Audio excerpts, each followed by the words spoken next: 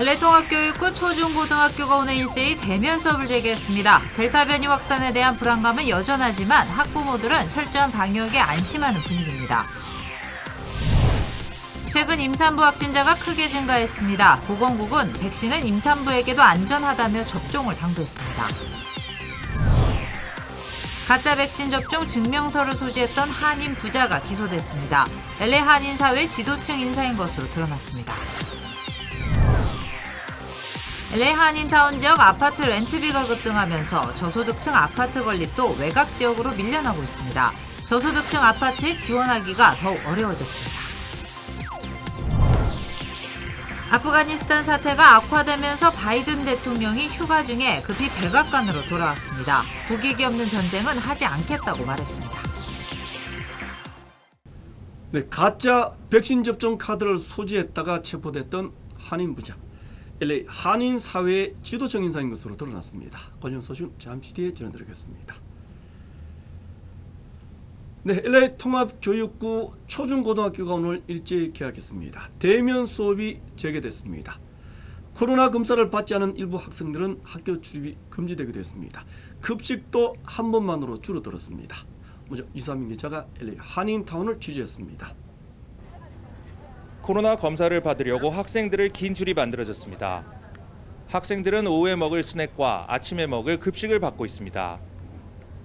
LA 통합교육부가 오늘 일제히 개학에 들어가면서 변화한 모습입니다. 모든 학생들과 교사 그리고 직원들은 매주 코로나 검사를 의무적으로 받아야 합니다. 코로나 검사를 미처 받지 못하고 등교한 학생들은 학교 출입이 금지됐습니다. 전화가 왔어. 얘 코로나 테스트 안 해서 가야 된다고. 그래갖고 수업을 못하고 지금 투덜이에 이제 수업 끝나면 뭐 여기서 뭐 해줄래나 봐요. 코로나 감염을 예방하기 위해 학생들이 접촉하는 시간도 최소화했습니다. 학생들은 점심만 학교에서 먹을 수 있게 됐습니다. 아침과 오후 급식은 집에 가지고 가 먹어야 합니다. 코비드 테스트를 전교 학생 직원들한테 다 제공해주고 그다음에 일주일 만에 해야 돼요.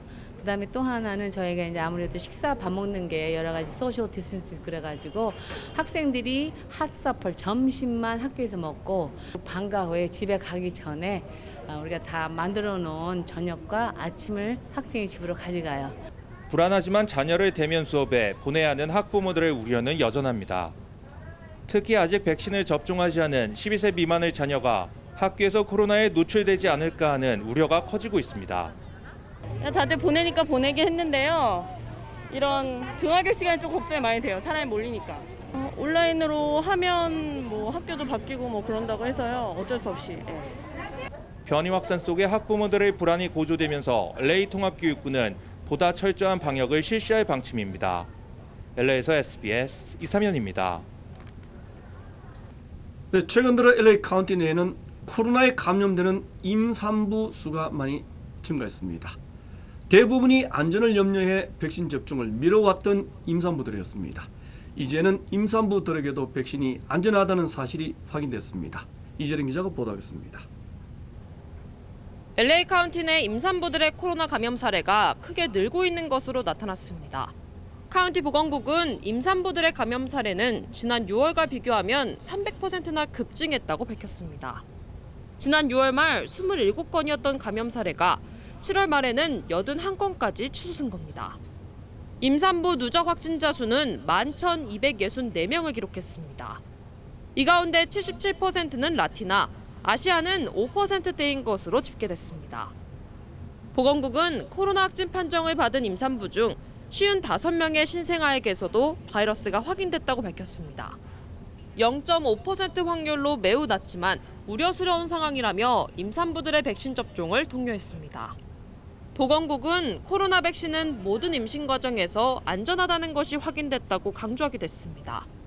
현재 미국 임산부 중 23% 정도가 한 차례 이상 백신 접종을 받은 것으로 알려졌습니다.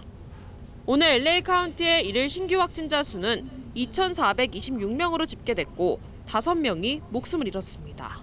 LA에서 SBS 이재린입니다.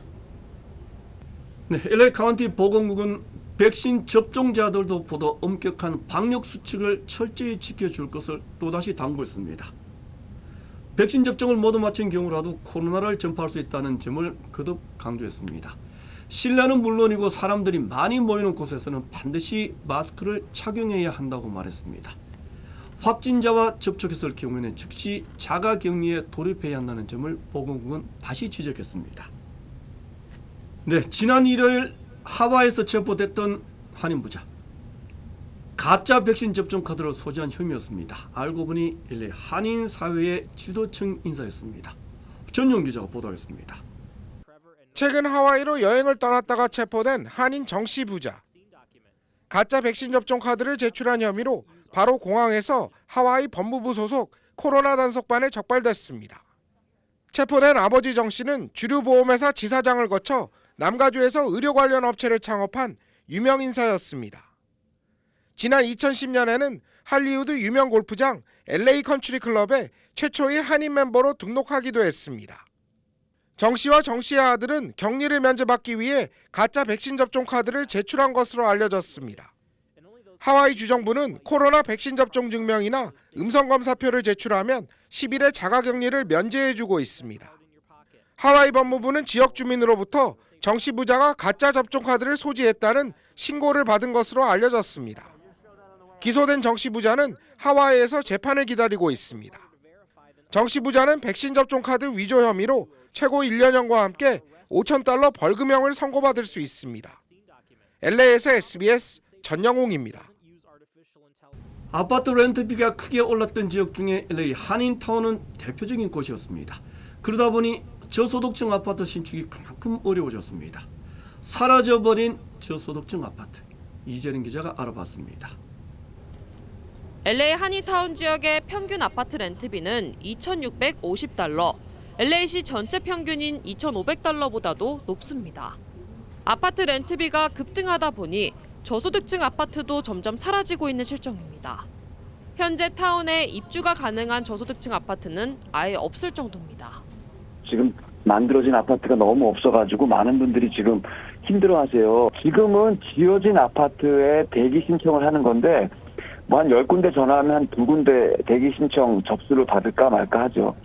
타운 곳곳에 신축 아파트는 넘치고 있지만 대부분 TOC, 용도 변경 아파트다 보니 저소득층에 배정되는 아파트 수가 매우 적다는 설명입니다. TOC 아파트의 경우 전체 유닛의 8% 정도만 저소득층 아파트로 배정됩니다. 교통 접근성과 규모에 따라 다르지만 38개 유닛의 아파트인 경우 저소득층용은 5개 정도인 겁니다. 이마저도 정보를 의무적으로 공개할 필요가 없어 지원자들의 고통을 가중시키고 있습니다. 전문가들은 우선 비교적 대기 시간이 적은 한인타운 외곽 지역 아파트에 지원할 것을 조언했습니다. 한인타운은 없지만 한인타운 가까운 데는 웨스트 할리우드거든요. 거기는 보통 대기 기간이 2년에서 4년 정도를 얘기를 해요.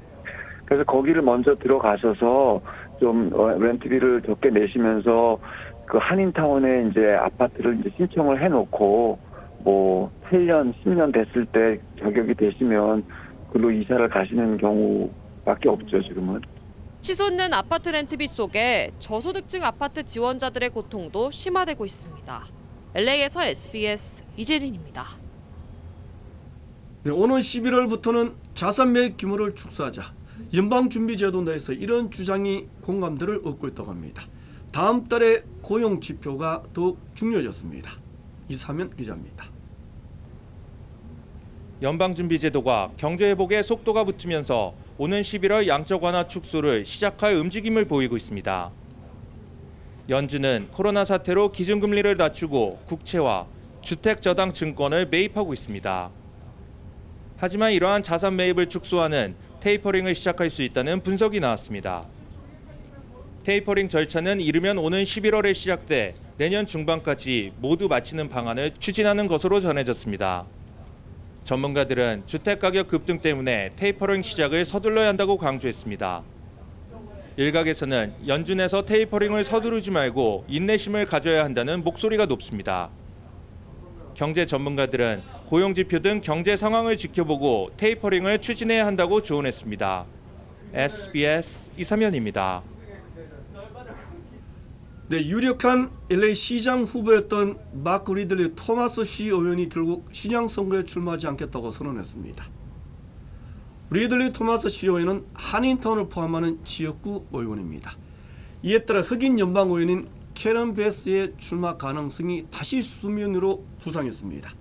시 검사장과 시의장 등 10여 명이 이미 출마를 저울질하고 있는 LA 시장 선거가 더욱 치열해지게 됐습니다. 네, 뉴스 계속하겠습니다. 휴가 중인 바이든 대통령은 급거 백악관으로 돌아왔습니다. 아프간 주둔 미군의 임무는 테러 방지라는 점을 강조했습니다. 미국의 국익이 없는 전쟁은 하지 않을 것이라고 말했습니다. 먼저 김윤수 특파원이 보도하겠습니다. 워싱턴입니다. 네, 휴가를 취소하고 돌아온 바이든 대통령이 조금 전에 대국민 연설을 했는데요. 이 워낙 사태가 급박하게 돌아가는 데다가 이 미군 철수 결정이 잘못된 거 아니냐 이런 비판 여론까지 높아지니까 대국민 연설에 나선 건데 직접 한번 들어보시죠. Our mission in Afghanistan was never supposed to have been nation building. Our only vital national interest in Afghanistan remains today what it has always been, preventing a terrorist attack on America's homeland. 바이든 대통령은 현재 상황이 아주 고통스럽다 이렇게 말하면서도 미군 철수가 잘못된 결정이 아니라는 점을 거듭 강조했습니다. 근데 유엔 안보리는 탈레반이 행하는 모든 적대 행위의 즉각적인 중단과 이 새 통합 정부의 수립을 촉구한다 이런 내용의 성명을 내놨습니다. I urge all parties, especially the Taliban, to exercise utmost restraint to protect lives and to ensure that humanitarian needs can be met. 이 영국과 프랑스, 독일 세 나라 정상들도 곧바로 전화 통화를 갖고 대책을 논의했습니다. 영국 존슨 총리는요, 아프간 문제를 논의할 G7 정상회의 소집을 요구했고요. 프랑스 마크롱 대통령도 대국민 연설을 통해서 아프간이 다시 테러의 성지가 되면 안 된다고 강한 우려를 표시했습니다. EU는 난민 사태 대책을 논의하기 위해서 내무장관과 외무장관 연석회의를 곧 열기로 했습니다. 지금까지 워싱턴이었습니다. 수도 카불의 국제공항은 그야말로 아비규환의 장소로 변했습니다. 비행기에 매달려 탈출하다가 추락해 숨지는 참사까지 빚어졌습니다. 계속해서 김정훈 기자입니다. 활주로에서 이륙하려는 미군 수송기 주변을 수백 명의 아프간 시민들이 에워싸고 몇몇은 날개 및 좁은 공간에 위태롭게 걸터 앉아 있습니다. 곧 비행기가 이륙하고 무엇인가 땅으로 떨어지는 모습이 포착됩니다. 외신들은 미군 관계자를 인용해 최소 3명이 수송기에 매달렸다가 떨어져 숨졌다고 전했습니다. 현재까지 카불 공항에서 미군의 총에 맞거나 추락해 숨진 사람은 최소 7명인 것으로 알려졌습니다. 탈레반의 장악 이후 공포에 빠진 카불 시민 수천 명이 한꺼번에 몰려들면서 카불 공항은 아비규환에 가까운 대혼란이 이어졌습니다.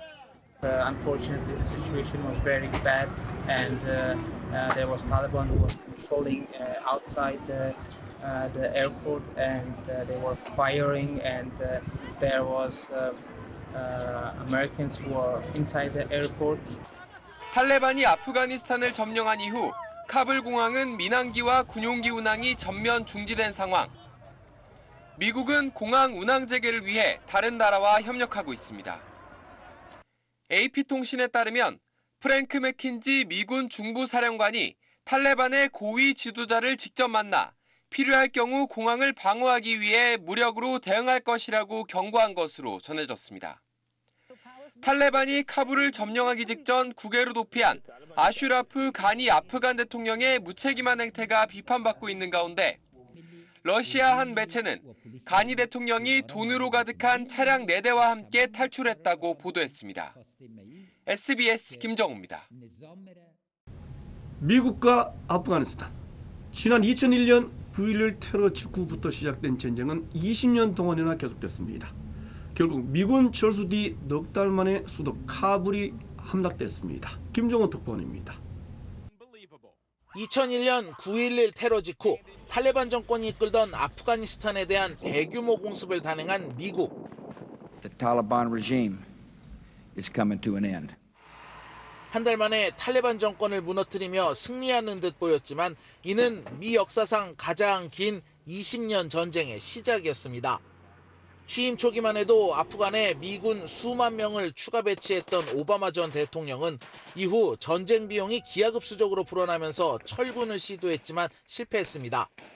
And by the end of this year, the transition will be complete, and Afghans will take full responsibility. 그러다 지난해 2월 당시 트럼프 대통령이 탈레반과 평화협정을 맺으면서 10,000명 넘던 아프간의 미군을 2,500명까지 줄였습니다. We've had very successful negotiations. I'll be meeting personally with Taliban leaders in the not too distant future. 이런 상황에서 취임한 바이든 대통령은 미군의 완전 철군을 선택했습니다. 지금까지 아프간에서 숨진 미군이 2,500명, 투입된 비용은 1조 달러가 넘는다는 점을 강조하기도 했습니다. We spent over $1 trillion over 20 years. They've got to fight for themselves, fight for their nation. 하지만 탈레반 세력이 너무 빨리 아프간을 점령하면서 미국이 베트남전 때처럼 탈출하듯 빠져나오는 상황이 벌어진 겁니다. 미국 정부 내에서도 아프간 정부가 이렇게까지 빨리 무너질 줄은 몰랐다. 판단 착오가 있었다. 이런 목소리가 나오고 있습니다. 뉴욕에서 SBS 김종원입니다. 네, 단순한 백신 접종만으로는 팬데믹을 끝낼 수가 없다는 것. 전문가들 사이에는 이런 공감대가 형성되고 있습니다. 자연의 치료약 개발과 확보에도 경쟁이 더욱 치열해지고 있습니다. 조동찬 의학 전문기자가 전해드리겠습니다. 2009년 신종플루 팬데믹 상황, 세계보건기구는 매일 확진자와 사망자를 발표했습니다. 그러나 1년도 안 돼 숫자 세는 걸 중단했습니다. 백신과 거의 같은 시기에 닷새만 먹으면 낫는 타미플루가 개발됐기 때문입니다. 당시 언론은 세상을 떨게 했던 신종플루가 1년 만에 단순 독감으로 추락했다고 보도했습니다. 세계보건기구가 최근 주목하고 임상을 진행 중인 치료제 3개는 신약이 아니라 다른 질병에 쓰이는 약입니다. 알테수네이트는 중증 말라리아 주사 치료제인데 일부 연구에서 중증 코로나19 환자의 생존율을 높이는 것으로 나타났습니다. 국내에선 같은 성분에 먹는 약이 경증 환자 대상으로 임상 2상 중입니다. 이메티닙은 글리백이란 항암제로 알려진 성분입니다. 매일 한 번 2주 동안 먹으면 효과가 있다는 연구가 있는데 우리나라는 12개 회사가 복제약을 만들 수 있습니다. 인플릭시맙은 류마티스 관절염 같은 자가 면역 치료제로 한 번 맞는 주사인데 국내에서도 비슷한 약을 생산하고 있습니다. 신약으로 가장 주목받는 건 다국적 제약사의 몰누피라비르입니다. 현재 임상 3상 중이고 경증 환자가 하루 2번 닷새 복용하면 코로나 바이러스 양이 확연히 줄었습니다. 아직 허가가 나지도 않았는데 미국은 1조 3,800억 원 규모로 선구매 계약했고 우리도 물밑 작업 중입니다. 최근 국내 임상시험을 승인받은 파이자의 치료약도 주목받고 있습니다. 닷새 먹는 약인데 동물 실험에서 효과가 입증됐고 무엇보다 임상시험을 가장 빠르게 진행할 수 있다는 게 장점입니다. 치료약 확보 경쟁도 백신처럼 치열합니다. 정확한 정보를 토대로 사전 구매 서둘러야 합니다. SBS 조동찬입니다.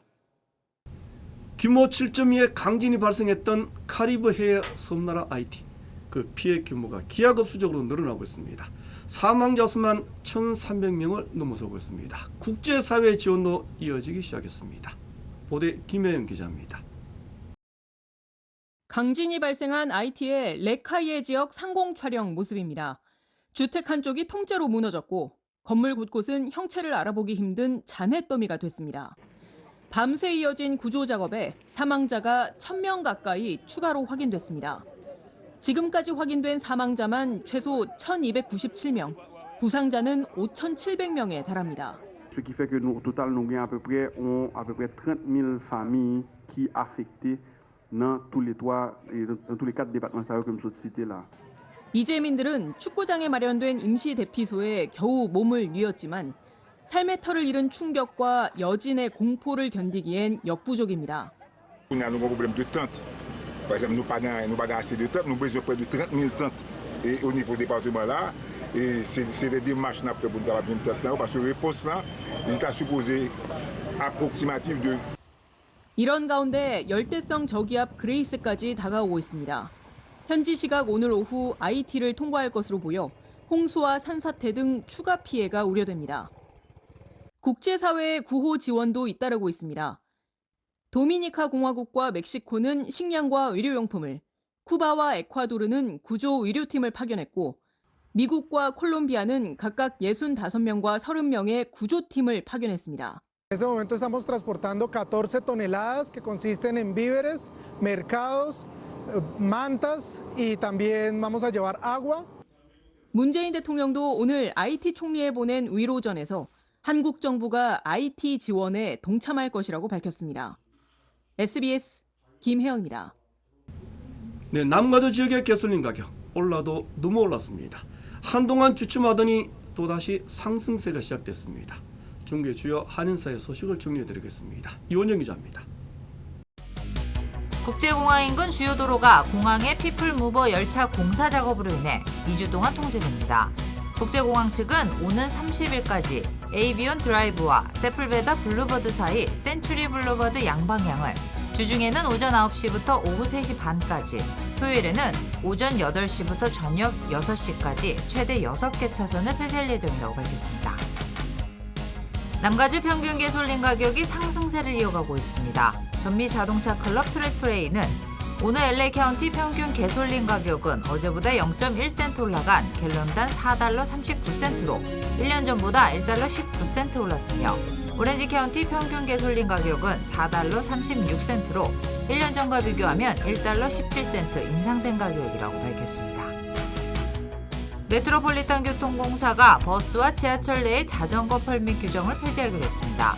교통공사 측은 더 많은 승객들이 탑승을 위해 오는 9월 7일부터 열차나 버스 내 자전거 휴대를 위한 펄밋 소지 규정을 폐지한다고 발표했습니다. 몽고메리 칼리지가 팬데믹 이후 발생한 학자금 부채 전액을 탕감하기로 결정했습니다. 대학 당국은 2020년 가을 학기 이후 발생한 4,569명의 600만 달러에 달하는 부채를 탕감한다고 발표했습니다. 이번에 탕감하는 부채는 학비 납부를 위해 융자를 받은 돈이 아니라 대학에 납부하지 못한 학비입니다. 샌디에고 순회영사가 오는 19일 JJ 이벤트홀에서 열립니다. 매주 셋째 주 목요일마다 실시되는 정기 순회영사 서비스는 오전 10시부터 오후 2시 반까지 진행됩니다.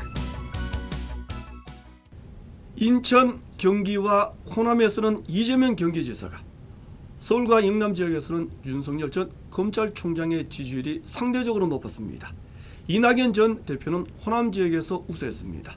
모두가 허용오차 범위 내에서 저점 양상이었습니다. 먼저 한세영 기자입니다. 내년 3월 대선에서 누굴 찍을지 물었더니 이재명 경기지사 23.2, 윤석열 전 검찰총장 21.7, 이낙연 전 민주당 대표 10.6%로 조사됐습니다. 이 지사와 윤 전 총장의 지지율은 오차 범위 안에 있습니다.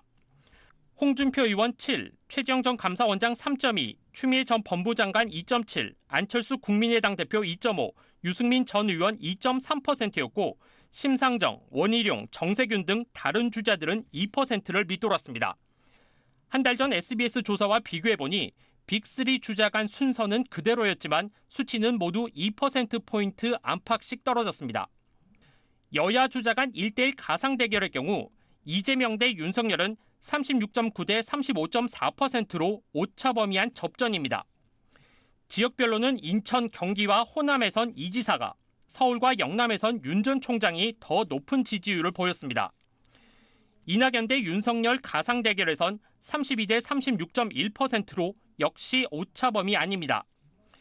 이 전 대표는 호남에서, 윤 전 총장은 서울, 충청, 영남에서 지지세가 도드라집니다.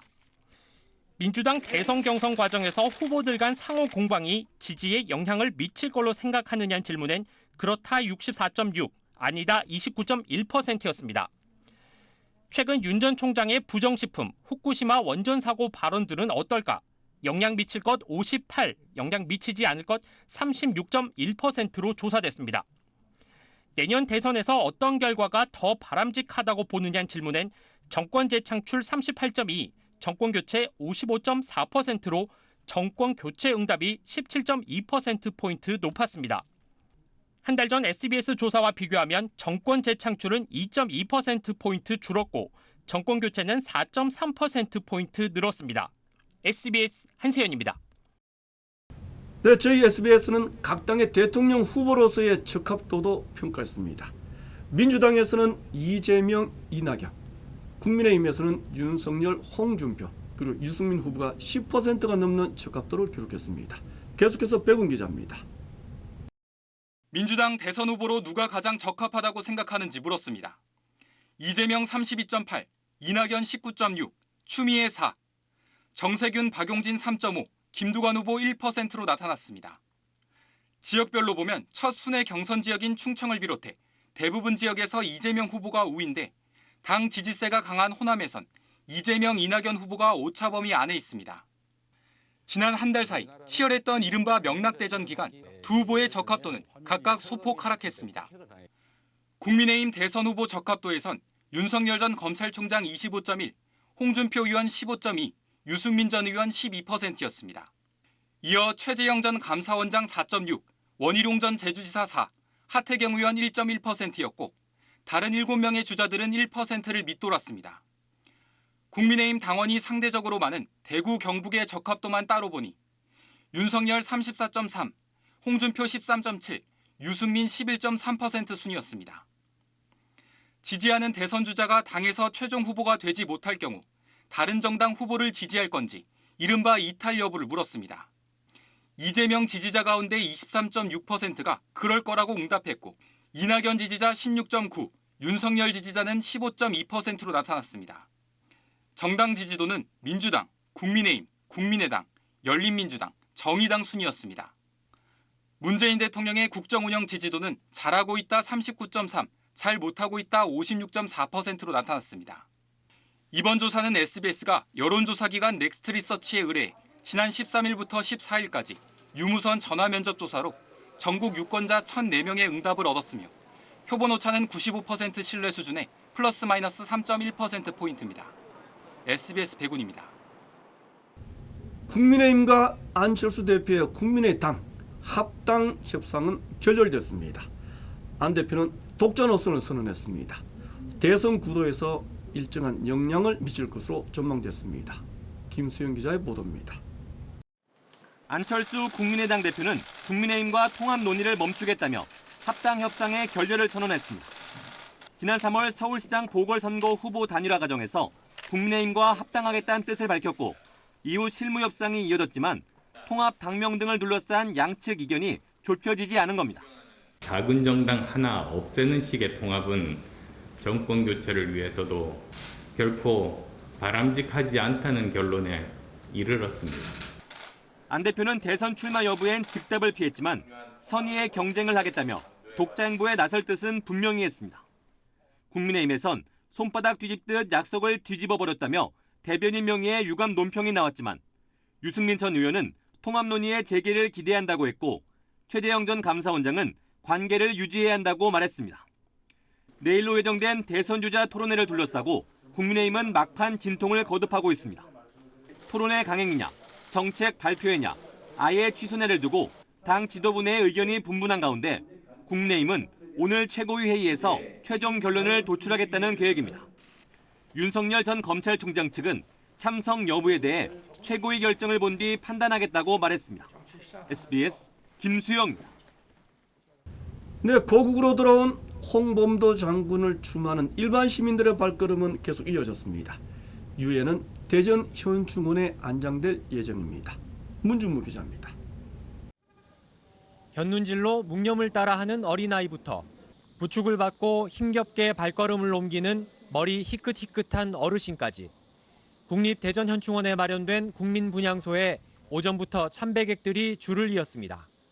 진작에 이렇게 우리 조국을 송환이 이렇게 개안이 되셔야 되는데 이렇게 늦게나마 된 것을 오늘 하루 1,400여 명이 대전 현충원을 찾았고 국가보훈처 홈페이지에 마련된 온라인 분향소에도 2만 명 넘게 추모했습니다. 홍 장군의 유해는 공군 특별수송기로 카자흐스탄을 출발해 어젯밤 서울공항에 도착했습니다.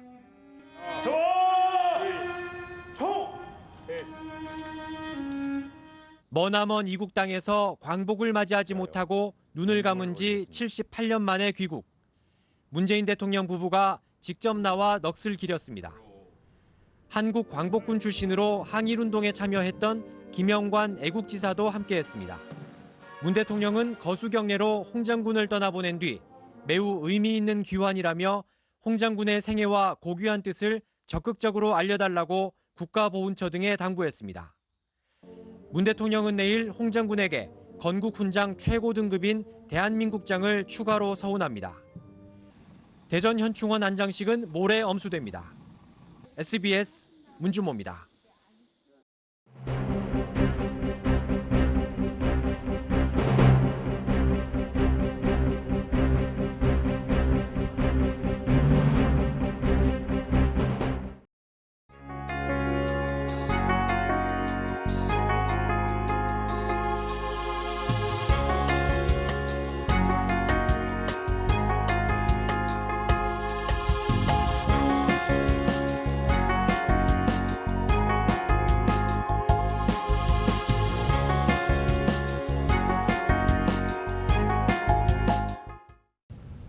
무슨 사연이 있었을지도 모릅니다.